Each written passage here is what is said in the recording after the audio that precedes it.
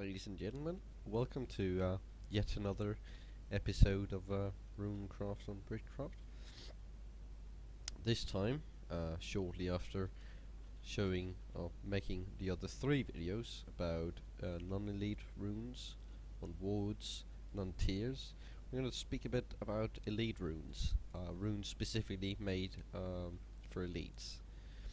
Now, the first one we're going to talk about is a continuation of the Waypoint Rune and Teleporter Rune.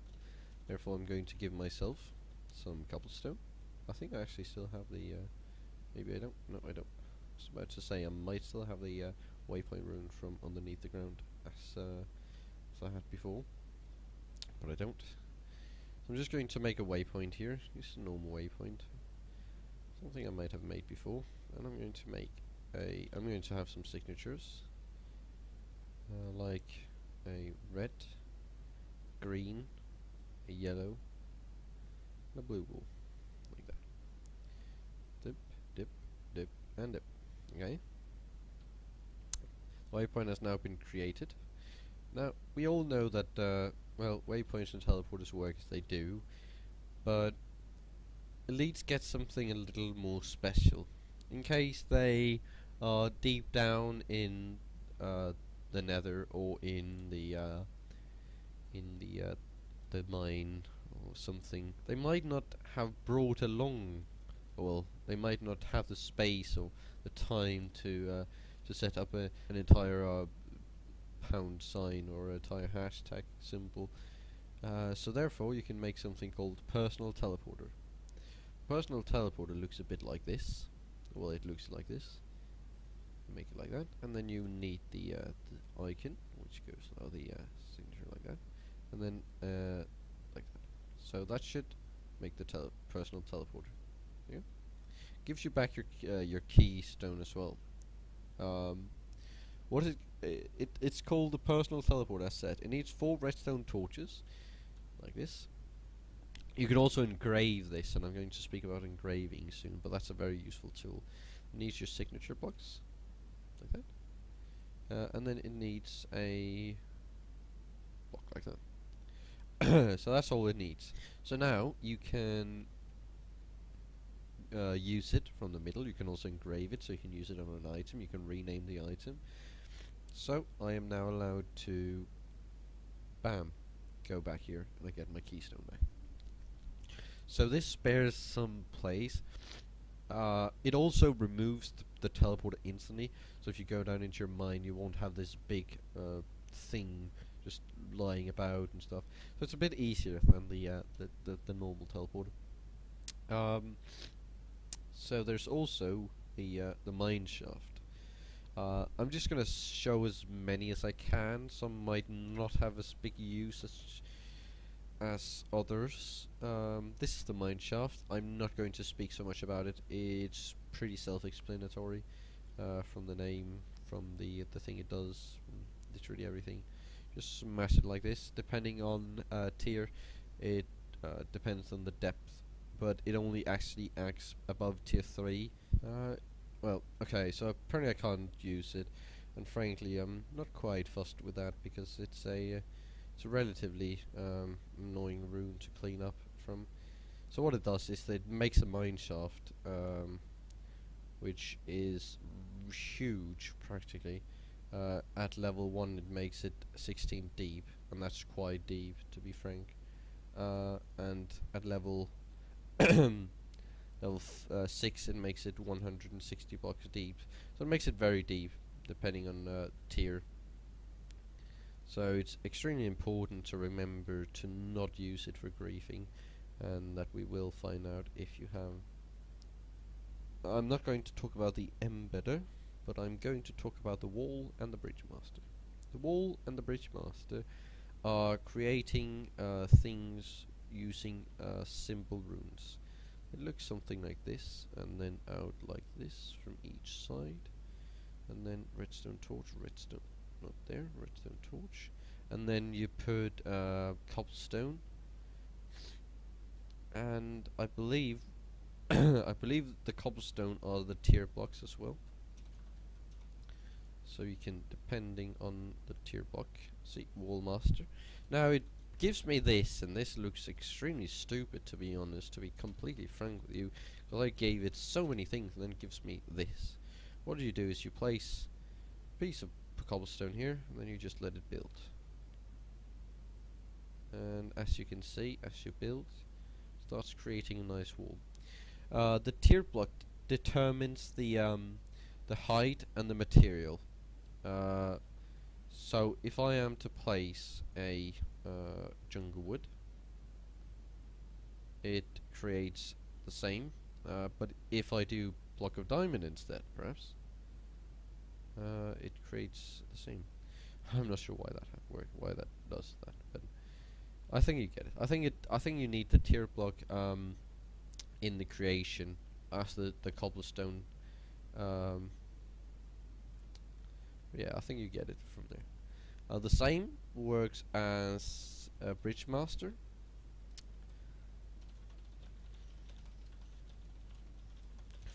You place a, I'm gonna do it oppositely, make it outwards.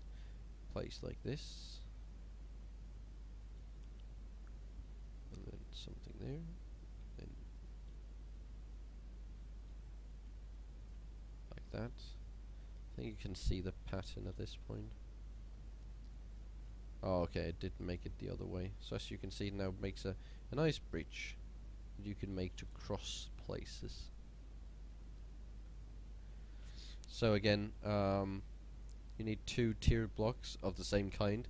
As the same in the wall master, it needs to be of the same kind, and can be rotated depending on which way it goes. It's the outer rim one.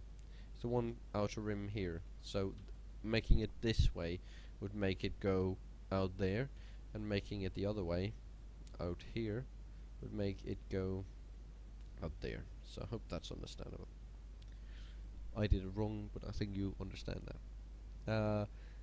I'm not sure what the tier does in this, but I think it just depends on how wide it can be and how long it can be. Mound is not mound with a T, but mound with a D. You cannot get a mound in Runecraft. You can get that in normal Minecraft. Like so.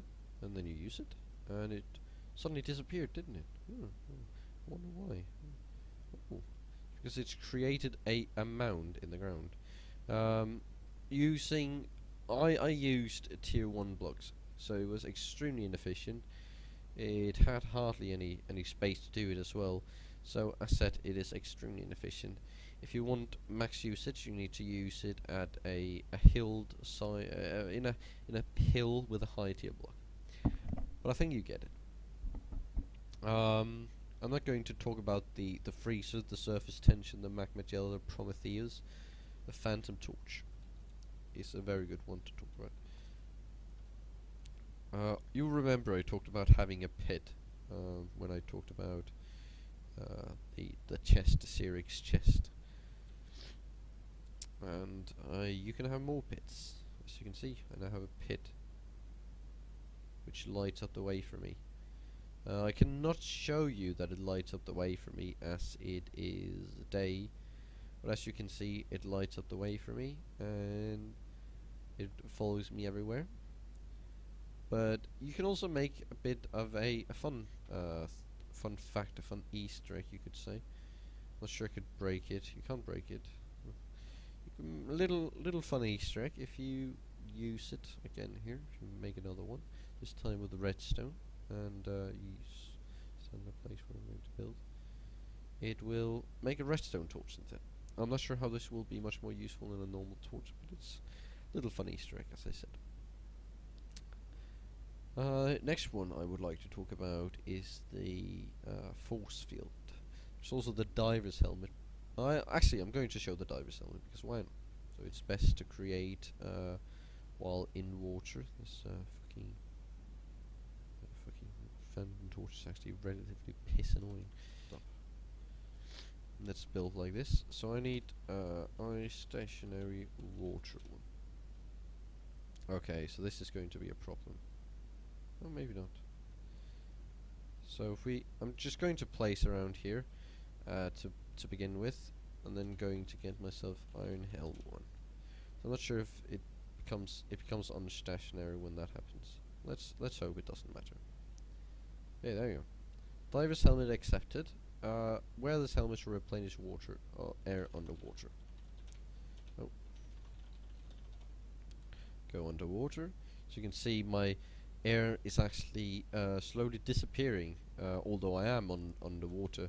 I do have my diver's helmet on. This is like the enchantment actually, and the reason why you might like this better is because boom, replenished. Sometimes this might be easier to make because you can just make it in the water and then activate it. So it might be easier to make than getting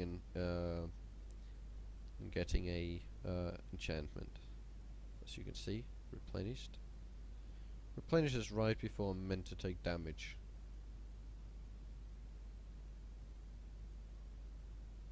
I can float around down here for quite a while, longer than I'm meant to. And in combination with the new diver's helmet, there's another very good one, which I will show after the Forcefield. If I can go to game mode 1. Forcefield is as awesome as it sounds. Iron helmet. Oh, counts to minus now as well. Yeah, so that's not meant to happen. That's probably going to spam me for quite a while, and I apologize for that. If that happens to you, please relog. That should fix it. Might need to be a different block all along. Ah, no. Yep, there you go. Okay. So now the force field is accepted. I probably can't show you how it works against myself because I am... Oh, actually I can. So, I've made an opposite force field, depending on... Oh, wait, no, okay. So it's because I'm inside the force field now that it won't let me out. As you can see, if I go near, I'm pushed away. If you're inside and you go out, you're pushed further into it, as you can see. Cannot get in. The only way to really get in is possibly, I'm not sure if it works. It worked before, flying upwards. No, it doesn't. As you can see, I can probably jump to, and I'm inside again. As you can see, if I go too far, it just tries to push me back in. So that's the force field. Very useful if you're mining somewhere and you can feel people are coming. You can make a very strong force field to force people away. Now I'm going to talk about the underwater pick. So we put that in the middle. I forgot cobblestone. It's good to come prepared, as I don't. So we do like this, like this, like this. Oh no. Well. Like this, and then we use it like that. This type of pig will now stop water around mine the blocks. So if we drop down, we're now not with our helmet equipped, so I can't test it, but imagine you had your helmet equipped.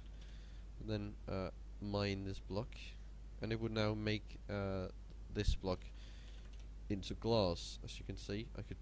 Oh, seriously. Just got myself. I could do this around here, so as you can see, I can mine these, and, well, the water just becomes glass, and I could probably do it all the way in, so I could just mine through here.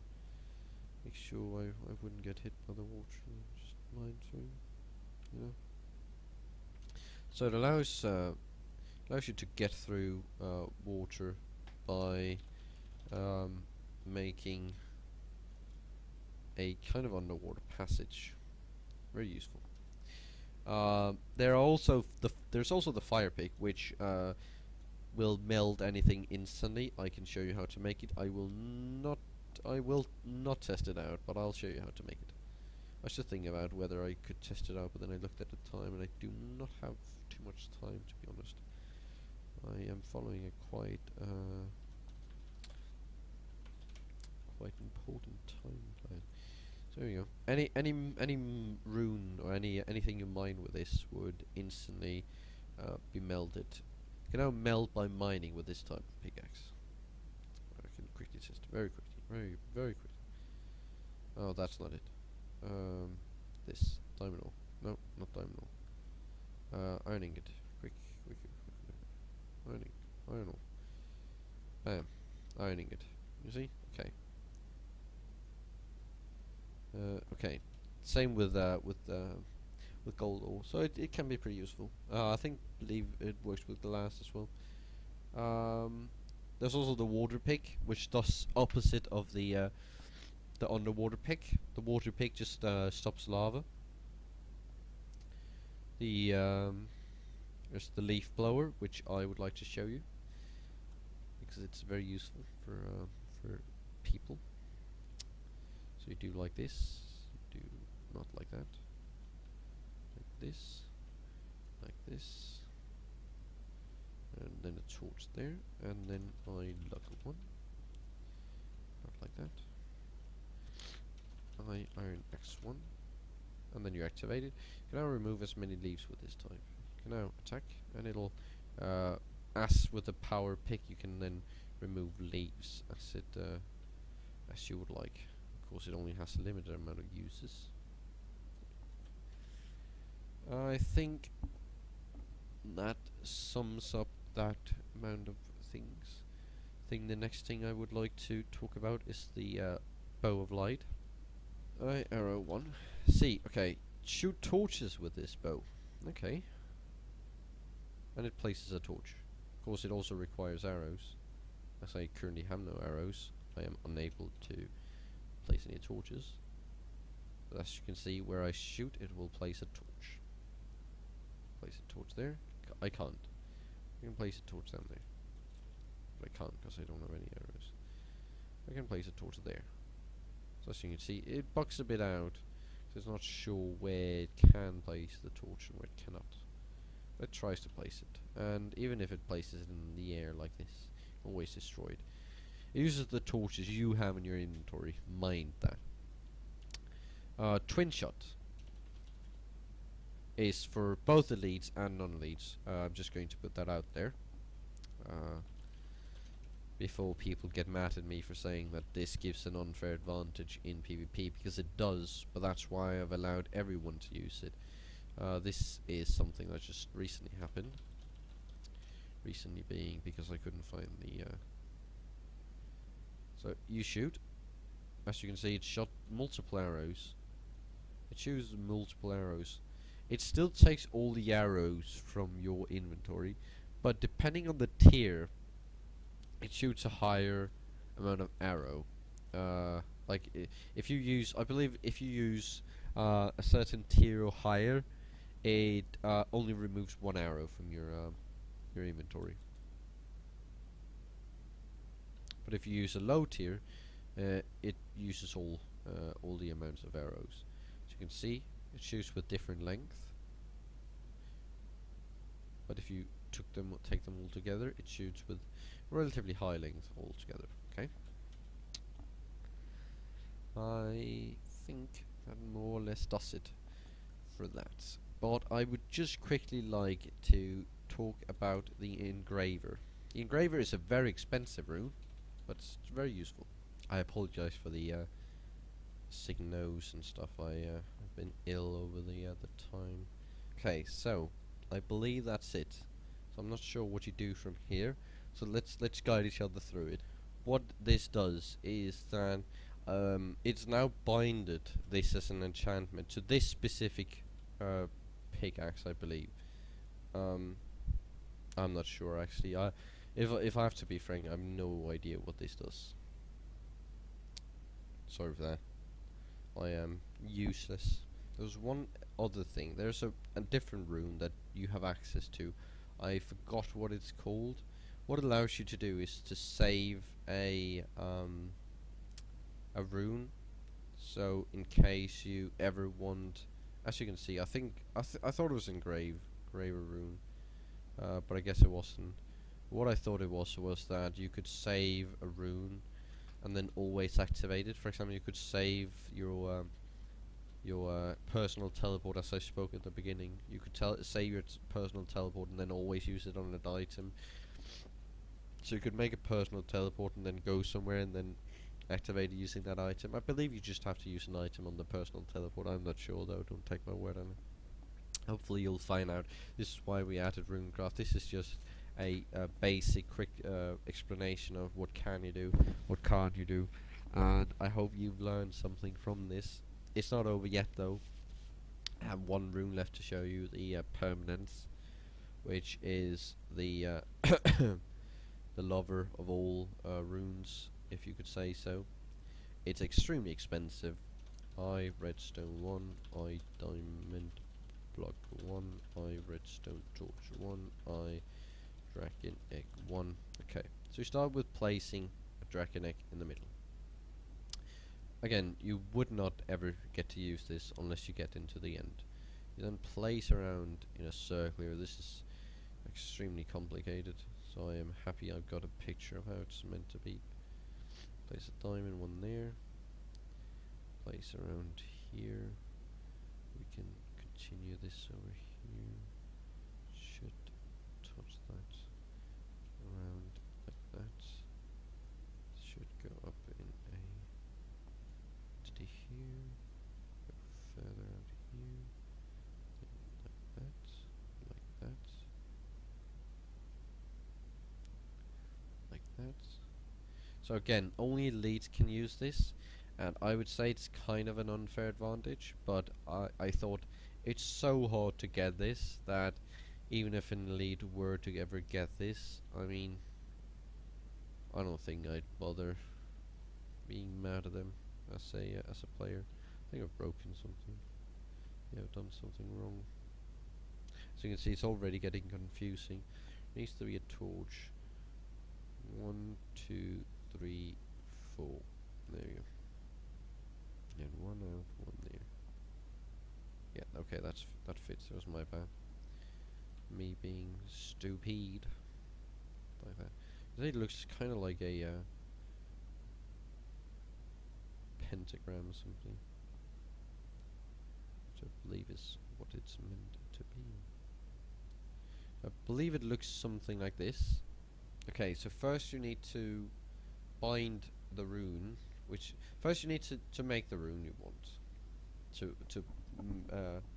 bind onto your weapon. Then you need to engrave it, and after that you right click with the tool that you have engraved something on. At this point there's going to be fucking dragon eggs everywhere, and then you can use that and it should permanently enchant your weapon with that, which means permanently you would have power pick, power axe, power shovel.